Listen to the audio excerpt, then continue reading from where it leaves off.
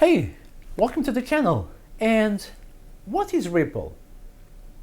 Ripple is a decentralized technology platform that has been developed for the banking sector with global bank transfers in mind.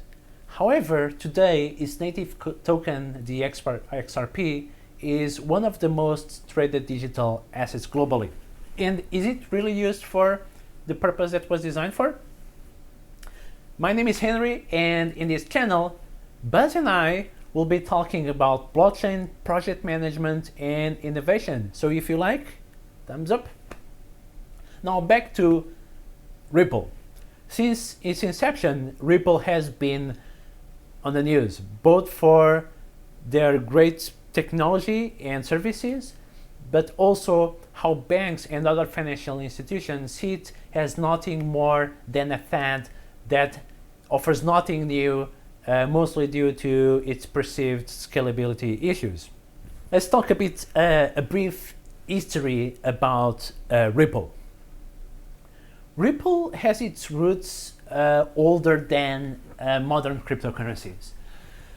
Ryan Fugger, a relatively unknown person back in 2004, came up with an idea of creating a decentralized monetary system that wouldn't rely on a single controlling authority and would essentially allow the public to participate in a more decentralized way with digital currency and being independent of any regulatory controlling authority. He later went on to develop his first version of his independent monetary system.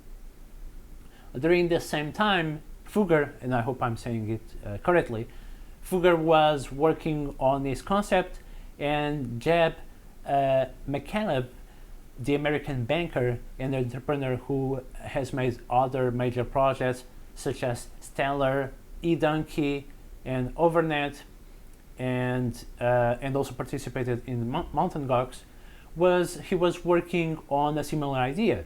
The cryptocurrency managed by McCaleb relies on members in the network to validate transactions rather than the energy-intensive proof of work employed by other cryptocurrencies like Bitcoin.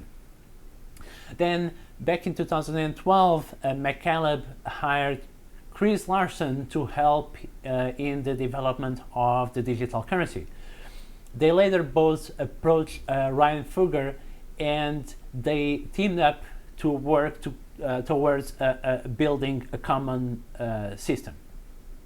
Fugger was eventually convinced to hand over the control of the organization to McCaleb and the team, and Fugger quit after handing over the control.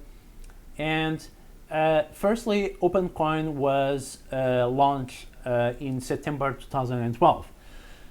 After his launch, OpenCoin started developing its own protocol, the Ripple protocol, along with a payment network and an exchange system.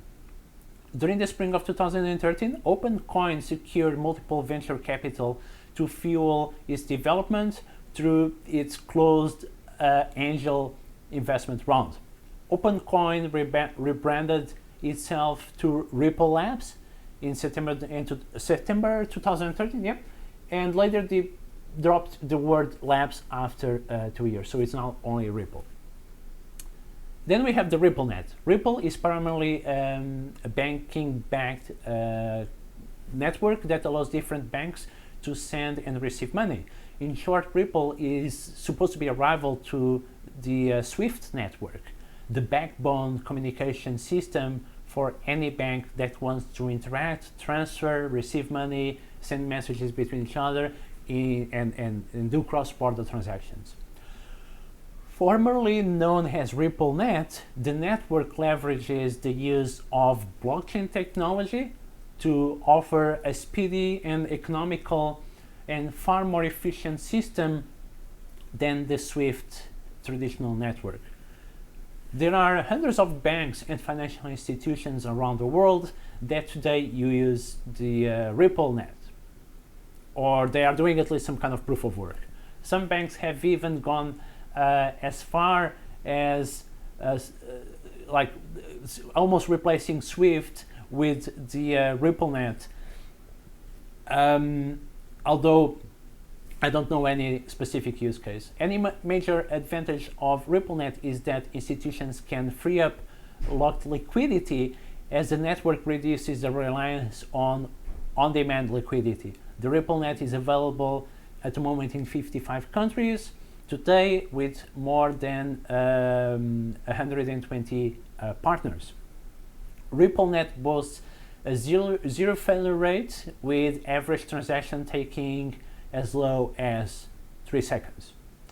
How Ripple works. Let's talk about how Ripple works. Take the example of person A who needs to send $50 to person B. Person A can contact his agent and give him the money along with a password that B needs to enter to verify that he is the recipient of the money. A's agent will pass on the instruction to B's agent along with the password and the amount that has to be paid to B. After B has given the correct password, his agent will release the $50 to B. Although B has received the money from A,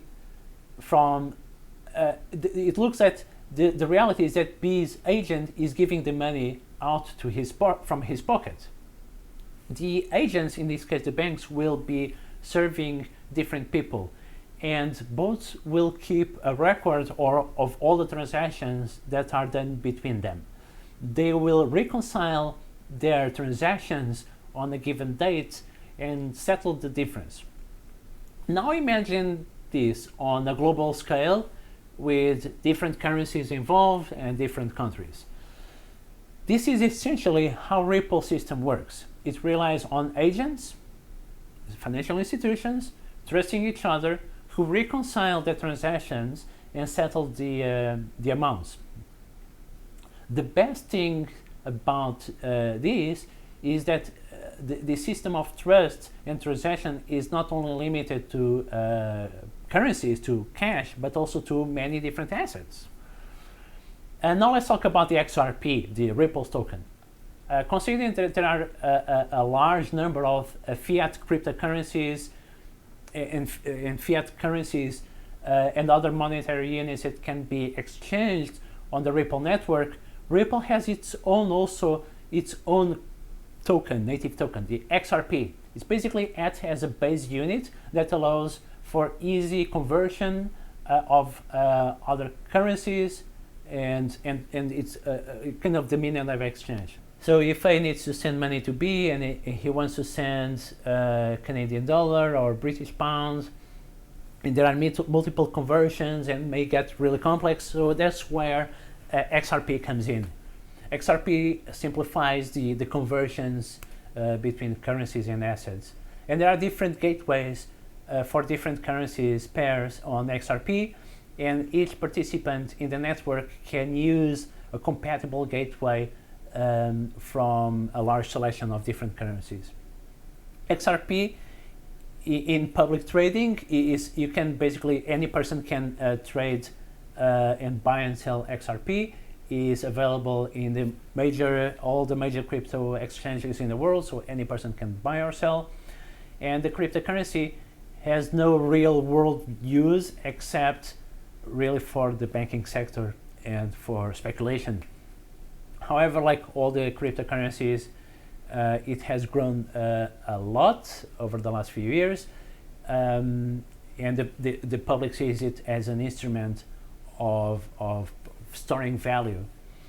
Ripple has been exclusively said that it has no control over the XRP token, despite the fact that the company Ripple Labs has released and still holds a majority of the token, and selling them periodically when the value is high of the token, when the value is high, and they generate some revenue and profit from there. XRP interest is no doubt still large, and briefly was the second largest cryptocurrency in the market a couple of years ago. and but now other cryptocurrencies like USDT and other stable coins are really taking over, and I'm very curious to see what's going to be the future of the Ripple coin. So let's wait and see, and let me know what do you think about this.